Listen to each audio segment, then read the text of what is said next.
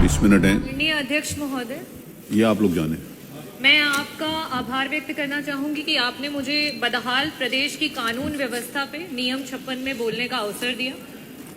अध्यक्ष जी, आज रक्षक ही भक्षक बन चुके हैं और अगर उसका चेहरा कोई देखना चाहता हो तो आज के सरकार का चेहरा देख सकते हैं। जिस जनता ने लॉ एंड ऑर्डर के नाम पे इस सरकार को चुना था, वो आज अपने आप को ठगा हुआ महसूस कर रही है। अध्यक्ष जी, ये सरकार एक ऐसा असुर बन चुकी है जिसकी खुराक इस देश की महिलाएं, इस देश के युवा, इस देश के दलित, इस देश के पिछड़े, इस देश के प्रत्येक वो गरीब और किसान बन चुके हैं। अध्यक्ष जी, मैं नियम 56 में आपके समक्ष प्रयागराज में तत्कालिक जो घटना हुई उसके बारे में आपका ध्यान आकृष्ट करना चाहूंगी। अध्यक्ष जी, एक खटिक समाज जो कि अनुसूचित जाति का एक अभिन्न और एक जरूरी अंग है, उस समाज के 4 बच्चों को बेरहमी से मार दिया गया, उनको मौत के घाट उतार दिया गया। अध्यक्ष जी, भीषण ठंडी में मकर संक्रांति की शाम को उनके घर से 2 किलोमीटर की दूरी पे एक गंदे से तालाब में 4 शरीर वहां से, जिसमें एक 17 वर्षीय, एक 16 वर्षीय, एक 11 वर्षीय और एक 7 वर्षीय, मैंने ये नोटिस में दे रखा है। अध्यक्ष जी, ये मैंने नोटिस में दे रखा है। उसका जवाब आ जाएगा, नोटिस में लिखा हुआ है। अध्यक्ष जी, ये मेरा नोटिस में है, वो जवाब में आना चाहिए। मेरा नोटिस है ये, अगर गलत होता तो उसे नोटिस रिजेक्ट हो जाता। उसका जवाब आएगा ना। मेरा ये नोटिस है।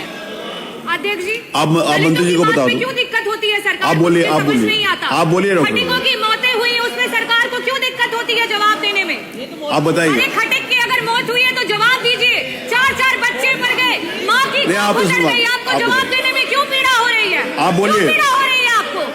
आप बोलिए। अध्यक्ष जी, करण सोनकर, प्रिंस सोनकर, प्रतीक सोनकर, प्रियांशु सोनकर, इन 4 बच्चों की लाशें 1 दिन के बाद पूरे पुलिस के द्वारा बरामद की गई। इनके शरीर पे, इनके तन पे एक भी कपड़ा नहीं था और एक गंदे से तालाब में, जो कि अवैध खनन का तालाब था, उनके घर से 2 किलोमीटर की दूरी पे, और उस तालाब से उनके शरीर को पाया गया। अध्यक्ष जी, इस पे अभी तक पुलिस के द्वारा कोई भी कार्यवाही नहीं की गई है। यहां तक कि ये बताया गया है कि ये 4 बच्चे पूरे नग्न होकर के इतनी भीषण ठंड में एक गंदे से तालाब में नहा रहे थे, जिसकी वजह से इनकी मृत्यु हो गई। ये बेहद शर्मसार करने वाला विषय है, जिस तरीके से सरकार इन 4 बच्चों की मृत्यु में पर्दा डालने का प्रयास कर रही है। दूसरा विषय मैंने अध्यक्ष जी नोटिस में दिया था, जिसमें पप्पू सोनकर और अरविंद सोनकर, जो कि एक शादी के समारोह के बाहर पाए गए और उनको पुलिस के द्वारा 26 जनवरी की रात को उठा लिया गया। 26 जनवरी की रात को उठाने के बाद 28 जनवरी को दोनों को गोली मार दी जाती है। अरविंद सोनकर आज जो है वो इस समय अस्पताल में भर्ती है। पप्पू सोनकर का बेहद खून बह जाता है और इसकी वजह से उसकी मृत्यु हो जाती है। अध्यक्ष जी, बार बार सरकार ये कहती है कि विपक्ष जो है वो अपराधियों का साथ देता है, लेकिन मैं आपके सामने आज ही अखबार में आया कि किस तरीके से हाई कोर्ट ने जो है सिस्टम पे चाबुक चलाया है और साथ ही साथ 30 तारीख को डीजीपी और अपर जो आपके मुख्य सचिव हैं गृह, उनको हाई कोर्ट ने तलब किया और मैं एज इट इज जो हाई कोर्ट ने कहा उसको रखना चाहूंगी कि इस कोर्ट के सामने अक्सर ऐसे मामले आते हैं जहां चोरी जैसे छोटे अपराधों में भी पुलिस जो है घटना में पुलिस एनकाउंटर बता करके अंधाधुंध फायरिंग करती है। ऐसा बर्ताव बिल्कुल गलत है, क्योंकि सजा देने का अधिकार सिर्फ कोर्ट का है और ना कि पुलिस का। भारत एक लोकतांत्रिक देश है जो कानून के शासन से चलता है, इसीलिए कार्यपालिका, विधायिका और न्यायपालिका के काम अलग अलग और अच्छी तरीके से तय है और पुलिस द्वारा न्यायपालिका के क्षेत्र में किसी भी दखल को बर्दाश्त नहीं किया जाएगा। और अध्यक्ष जी, साथ ही साथ मैं एक केशवानंद भारती और वर्सेस सुप्रीम कोर्ट के वर्डिक्ट पे भी आज इस सदन में जो है वो चर्चा करना चाहूंगी, जिसमें ये कहा गया है कि संविधान के बेसिक ढांचे को कोई भी सरकार डिस्टर्ब नहीं कर सकती है।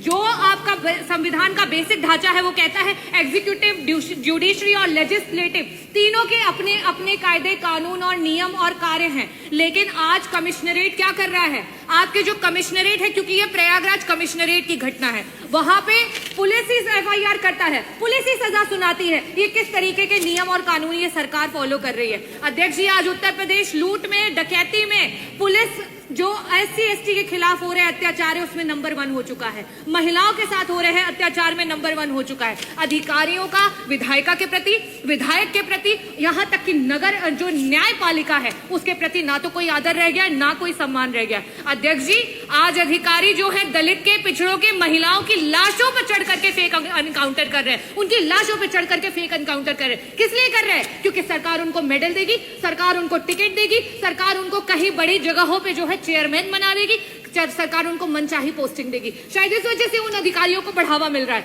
अध्यक्ष जी, ये सरकार मिट्टी में मिलाने की बात करती है। आज धरातल पे कौन मिट्टी में मिल रहा है? आज धरातल पे वो सोनकर समाज के माँ की कोख मिट्टी में मिल गई। आज वो मेरठ में जो हमारी बेटी जिसकी आबरू लूट ली गई, उसकी आबरू मिट्टी में मिल गई, उसकी माँ को मार दिया गया, उसकी माँ मिट्टी में मिल गई। अध्यक्ष जी, मैं पूछना चाहती हूँ, ये सरकार माफियाओं को मिट्टी में मिलाने की बात करती है। हमारे मंत्री जी, संसदीय कार्य मंत्री जी, शाहजहांपुर का मामला है, शायद आपको पता होगा। एक सब्जी विक्रेता अंचल कुमार सब्जी बेच रहा था, उससे ये पूछा जाता है कि तुम्हारा बाप कौन है? बताओ, तुम्हारा बाप ठाकुर है कि तुम्हारा बाप जाटो है? ये बोल बोल करके उसको लाठी मारी जाती है। इन जैसे लोगों के मनोबल को आप लोगों ने मिट्टी में मिला दिया। विकास जाटव जैसे लोग जब अमरोहा में मंदिर में जाते हैं तो उन्हें गोलियों से भून दिया जाता है। उन जैसे बच्चों को आपने मिट्टी में मिला दिया है। अध्यक्ष जी, KGMU जैसी संस्थानों में जिस समय भारतीय जनता पार्टी के गुंडे जाकर के वहां पे गुंडागर्दी करते हैं और सरकार के द्वारा उन पे रोक नहीं लगाई जाती है, इस तरीके के बड़े बड़े संस्थानों को इस सरकार ने मिट्टी में मिला दिया है। अध्यक्ष जी, मैं सरकार से ये मांग करना चाहती हूं कि जिस तरीके से आज इस सरकार में जातिवाद चरम पे हो चुका है, जिस तरीके से इस सरकार में आए दिन गोलियां चल रही हैं, आए दिन फेक एनकाउंटर हो रहे हैं, आए दिन महिलाओं के प्रति जो अत्याचार है वो बढ़ते चले जा रहे हैं, जिस तरीके से दलितों को मारा जा रहा है, मैं सरकार से पूछना चाहती हूं कि सुप्रीम कोर्ट, जो कि हमारे पूर्व जो DGP थे Prakash Singh ji versus supreme court का जो केस है, उसमें वो ये कहते हैं कि अगर जो पुलिस है वो बेलगाम हो जाएगी, पुलिस की अकाउंटेबिलिटी खत्म हो जाएगी, तो इसी तरीके की चीजें आपको धरातल पर देखनी पड़ेंगी। और इनको रोक लगाने के लिए हमें डिस्ट्रिक्ट लेवल पे डिस्ट्रिक्ट ग्रीवांस कमिटीज जो है उनका गठन करना चाहिए। क्या सरकार इसके बारे में सोचेगी?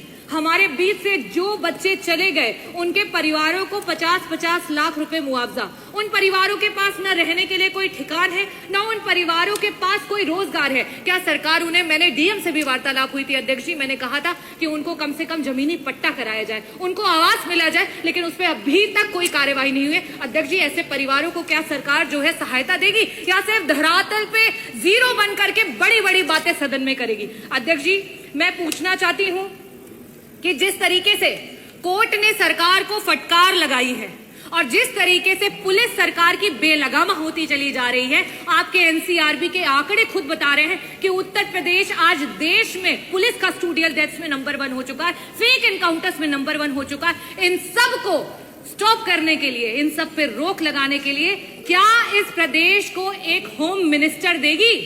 बहुत बहुत धन्यवाद अध्यक्ष जी, बहुत आभार व्यक्त करते हैं।